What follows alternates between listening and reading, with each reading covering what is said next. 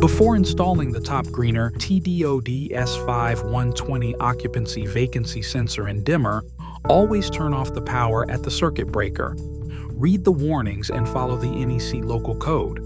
Use copper conductors rated 75 degrees Celsius. Note that a white wire in the outlet box isn't always neutral. A neutral wire is not required for this model. Label each conductor before disconnecting. Keep hot, load, and ground identified. If you have a multi-location setup, mark the traveler wires. Strip 5/8 inches. For single pole, connect the ground wire to the green wire, the load wire to the red wire, and the hot wire to the black wire. Tighten to 20 pounds force per square inch, then tug test each conductor. The blue traveler wire is not needed for a single pole setup. Mount the device and restore power.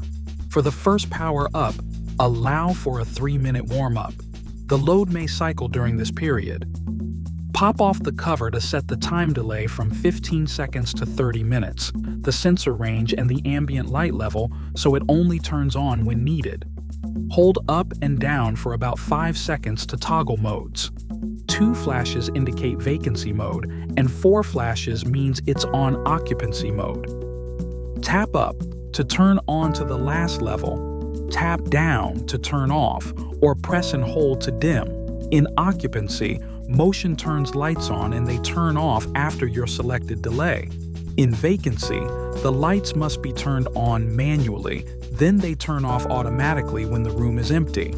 Power up and test the switch before installing the wall plate so you can fine-tune the dials and confirm operation. Remember to install per NEC local code.